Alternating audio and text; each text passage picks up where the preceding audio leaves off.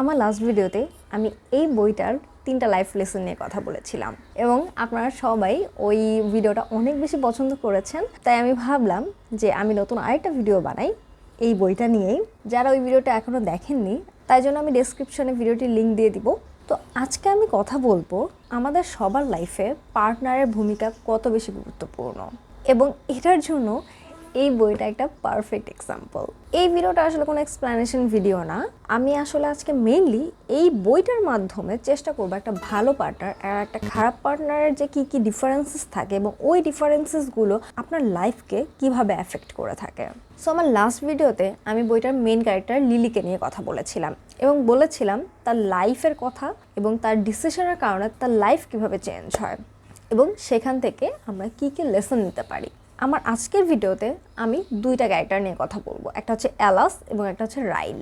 এই দুইজনই লিলির জীবনের দুইজন মেল ক্যারেক্টার যাদের বিভিন্ন স্টেপসের কারণে ওর জীবনটা কিভাবে চেঞ্জ হয় মূলত এই পার্সপেক্টিভটা আমি আজকে বলার চেষ্টা করব। সো প্লিজ ভিডিওটা শেষ পর্যন্ত দেখবেন এবং শেষ পর্যন্ত দেখার ফলে আমি আশা করতে পারবো যে আপনারও হয়তোবা পার্টনারের যে ইম্পর্টেন্স কত বেশি সেটা ফিল হবে এবং এই ভিডিওটা হয়তোবা আপনাকে আপনার জীবনসঙ্গী পছন্দ করতে অনেকটাই হেল্প করবে। সো যারা বইটা পড়েনি আমি তাদের জন্য একটা শর্ট করে আমি বলে দেই জাস্ট কনটেক্সটের জন্য, যে বইটার প্রধান চরিত্র হচ্ছে লিলি।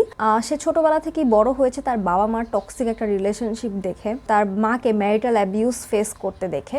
সো লিলি যখন পরবর্তীতে বড় হয় তার জীবনে ভালোবাসা আসে, সে একটা ছেলেকে ভালোবেসে বিয়ে করে এবং সেই ছেলেটার নাম থাকে রাইল। একজন পারফেক্ট জীবনসঙ্গীর মধ্যে আমরা যা যা দেখি তার সব কিছু রাইলের মধ্যে ছিল। সে খুবই স্মার্ট, চার্মিং, একটা খুব ভালো ক্যারিয়ার ছিল তার। সো শুরুতে সব কিছুই অনেক পারফেক্ট মনে হয়, কিন্তু বিয়ের পরে আস্তে আস্তে লিলি তার টক্সিক যে ফেস বা টক্সিক যে বিহেভিয়ার সেটা দেখতে শুরু করে এবং হঠাৎ করে এর মধ্যেই লিলির জীবনে আসে অ্যাটলাস।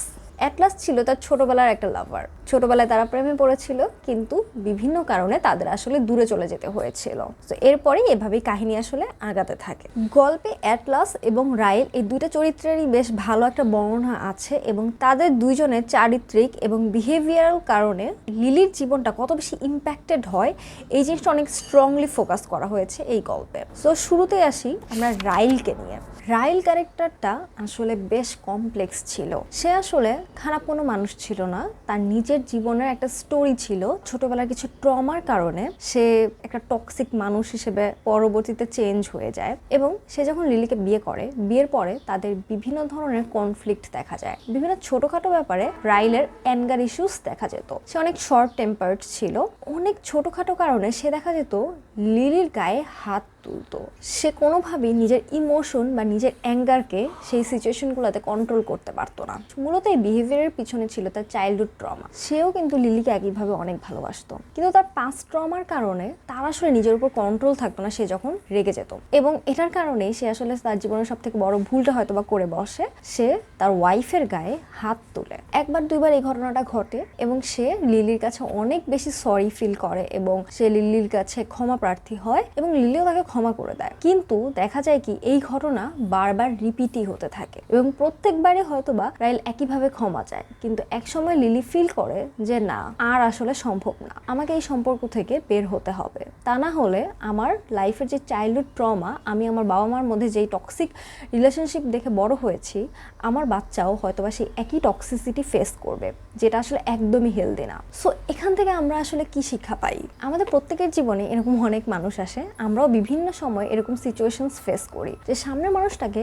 আমি হয়তোবা অনেক ভালোবাসি এবং সেও হয়তোবা ইকুয়ালি আমাকে অনেক ভালোবাসে, কিন্তু হয়তোবা তার বিভিন্ন বিহেভিয়ারের কারণে আমার জীবনে খুব নেগেটিভ একটা ইম্প্যাক্ট পড়ছে। তখন আমরা অনেকেই ভেবে নেই যে না, he will change for me অথবা she will change for me, কিন্তু সাধারণত দেখা যায় এটা হয় না, কারণ মানুষের কিছু চারিত্রিক বৈশিষ্ট্য আসলে কখনোই চেঞ্জ হয় না। তাই এমন সময় আমাদেরকে নিজের ইমোশনের এগেনস্টে গিয়ে নিজের লাইফের স্যানিটি আর নিজের লাইফের পিসের জন্য ফাইট করতে হয় এবং আমি বলবো সেই সম্পর্ক থেকে তখন বের হয়ে আসাটাই আসলে নিজের জীবনের জন্য উত্তম।